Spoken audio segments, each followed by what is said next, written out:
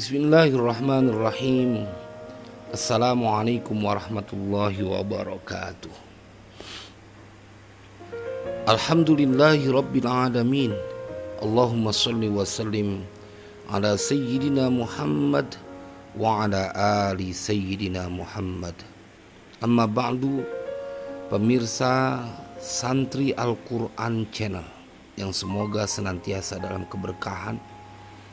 Pertemuan kali ini saya ingin mengajak kepada kita semuanya bersilaturahim ke rumah seorang wanita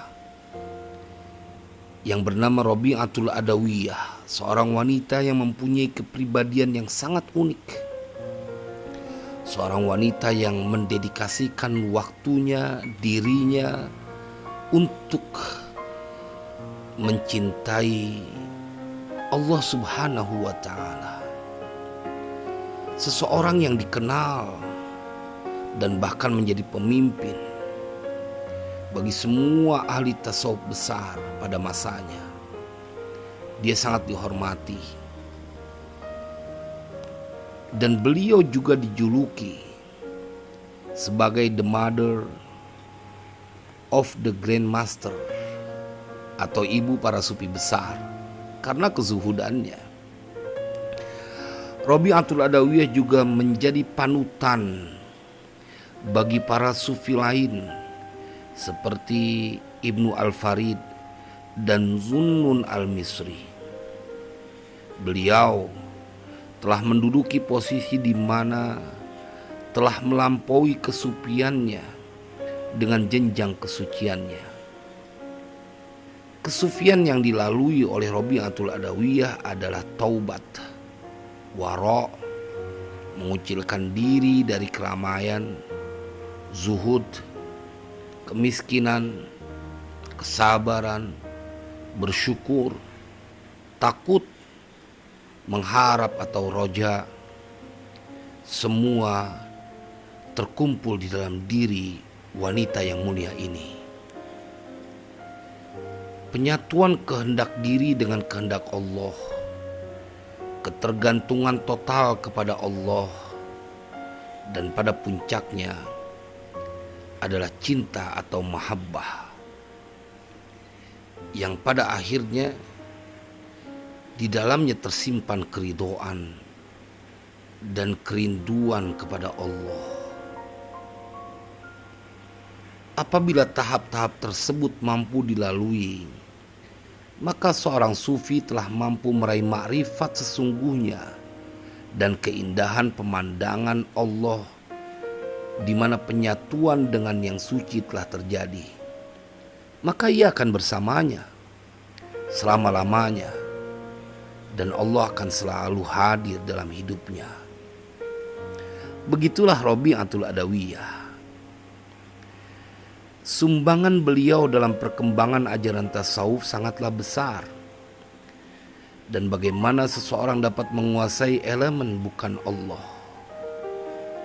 dengan menaklukkan diri, dan bagaimana diri itu dapat ditaklukkan menurut Robi'ah dengan cinta, dan hanya cinta saja yang dapat menyingkirkan bayangan gelap dari yang bukan Allah Subhanahu wa Ta'ala. Dengan cinta dan cinta jiwa manusia dapat memenangkan kembali sumber kesucian dan menemukan tujuan utama dari penyatuan kembali dengan kebenaran. Pandangan Robi'ah Al-Adawiyah sebagai pencinta Tuhan. Cinta harus dimulai dengan kesadaran.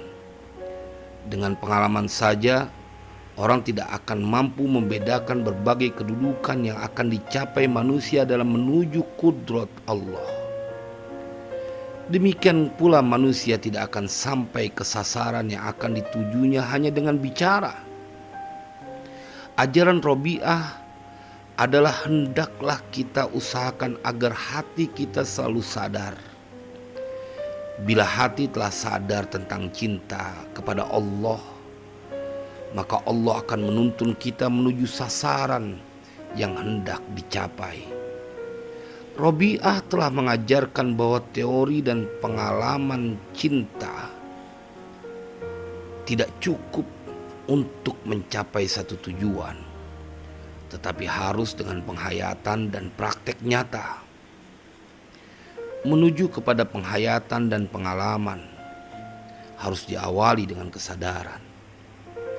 Untuk menuju Tuhan, syarat pertama adalah kesadaran akan Tuhan. Robiah menjalani kehidupan asketiknya hingga akhir hayatnya, di mana ia akhirnya akan mencapai jenjang kesucian itu sendiri. Robiah al-Adawiyah dikenal juga dengan nama Robiah binti Ismail bin Hasan bin Zaid bin Ali bin Abi Thalib. Ia adalah seorang sufi wanita yang dikenal karena kesucian dan kecintaannya kepada Allah Subhanahu wa Ta'ala. Robiah merupakan klan Al-Atik dari suku Qais. Robiah dikenal seorang sufi wanita yang zuhud. Zuhud adalah sikap terpuji yang disukai Allah, di mana seseorang lebih mengutamakan cinta akhirat dan tidak terlalu mementingkan urusan dunia atau harta kekayaan. Menurut Robiah, dunia ini hanya sarana atau alat untuk mencapai tujuan hakiki, yaitu sebagai bekal kehidupan di akhirat kelak. Ketidaktertarikannya Robiah kepada kehidupan duniawi sehingga ia mengabdikan hidupnya hanya untuk beribadah kepada Allah Subhanahu wa Ta'ala semata. Robiah al-Adawiyah dilahirkan antara tahun 713 sampai 717 Masehi atau bertepatan dengan 95 sampai 99 Hijriah di kota Basrah, Irak. Dan beliau meninggal sekitar tahun 801 Masehi atau 185 Hijriah. Robiah merupakan sufi wanita beraliran Sunni pada masa dinasti Umayyah. Robiah al-Adawiyah menjadi pemimpin dari murid-murid perempuan Zabidah yang mengabdikan dirinya untuk Tuhan. Ia juga menjadi panutan para ahli sufi lain seperti Ibnu Al-Farid dan Zunnun Al-Misri. Robiatul Adawiyah lahir di malam hari. Ia adalah putri dari Ismail Al-Adawiyah Al-Qisiyah.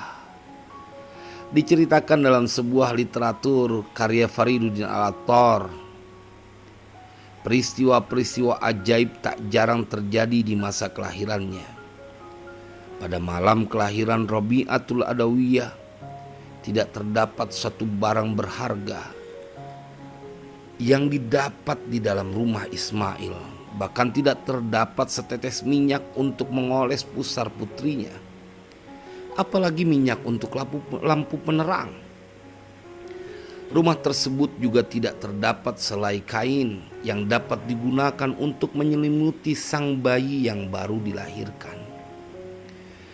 Nama Robiatul Adawiyah artinya putri keempat dari 3 putri-putri Ismail sebelumnya. Ayah Robiah telah bersumpah bahwa ia tidak akan minta sesuatu pun dari manusia-manusia lain. Ayahnya telah berucap janji atau sumpah bahwa tidak akan meminta bantuan apapun kepada sesama manusia. Di saat Ismail tertidur malam dalam keadaan tertekan karena tidak memiliki sesuatu pun di saat kelahiran putrinya, ia bermimpi didatangi Nabi Muhammad SAW. Beliau berkata, "Janganlah bersedih hati, sebab anak perempuanmu yang baru lahir ini adalah seorang suci yang agung, yang pengaruhnya akan dianut oleh 7.000 umatku." Mimpi tersebut Nabi Muhammad Rasulullah Shallallahu Alaihi Wasallam menyuruh Ismail menemui Isa Zadan, seorang amir Basrah kala itu, dengan menyiapkan sepucuk surat yang berisi pesan Rasulullah seperti yang disampaikan dalam mimpi Ismail. Hai Amir, engkau biasanya membaca salawat 100 kali setiap malam dan 400 kali tiap malam Jumat. Tetapi dalam Jumat terakhir ini engkau lupa melaksanakannya. Oleh karena itu, hendaklah engkau membayar 400 dinar kepada yang membawa surat ini sebagai kafarah atas kelalaianmu. Pada pagi hari Ismail menulis sepucuk surat seperti yang dipesankan oleh Rasulullah dan langsung pergi ke istana Amir. Lantaran tidak dapat bertemu langsung dengan Amir, surat tersebut diserahkan kepada pengawal istana yang langsung pergi menghadap Amir. Ketika membaca surat dari Ismail, Amir langsung memerintahkan untuk menyerahkan uang sebesar 400 dinar. Namun ia membatalkan perintahnya seraya berkata, "Biarlah saya sendiri yang mengantarkan uang ini sebagai penghormatan terhadap orang yang mengirim pesan ini." Peristiwa tersebut merubah persepsi Ismail dan istrinya terhadap Robi'ah. Kemudian menyambut kehadiran Robi'ah dengan bahagia. Robi'atul Adawiyah tumbuh dalam keluarga yang miskin dan hanya memiliki sebuah rumah yang terpencil. Pada saat itu Basrah merupakan kota yang sangat kaya. Kondisi demikian tidak menjadikan Robi'ah dan keluarganya menjadi terpuruk. Bahkan sang ayah memberikan pelajaran mengenai agama, qanaah dan wara', sehingga aspek jiwa rohaniahnya tumbuh dan berkembang. Beberapa literatur yang menceritakan bahwa pada usia 10 tahun Robi'ah sudah menghatamkan Al-Quran. Ayahnya menghendaki agar anaknya jauh dari pengaruh-pengaruh yang tidak baik, yang dapat menjadi penghalang bagi pertumbuhan jiwanya.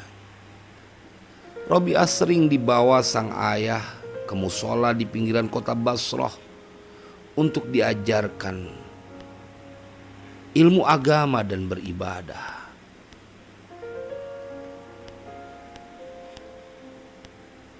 Kepada sang ayah, Robi'ah berkata, "Ayah, aku tak ingin ayah menyediakan makanan yang tidak halal." Dengan wajah penuh heran, ayahnya menatap wajah Robi'ah kecil sambil bertanya balik, "Bagaimana pendapatmu jika tidak ada yang diperoleh selain yang tidak halal?" Robi'ah kemudian menjawab, "Ayah, biar saja kita menahan lapar di dunia, lebih baik kita menahan pedihnya api neraka." Robi'ah kemudian menjawab, "Ayah, biar saja kita menahan lapar di dunia, dan itu lebih baik daripada kita harus menahan pedihnya api neraka." Wallahu a'lam bishawab. Nanti insya Allah kita lanjutkan. Wassalamualaikum.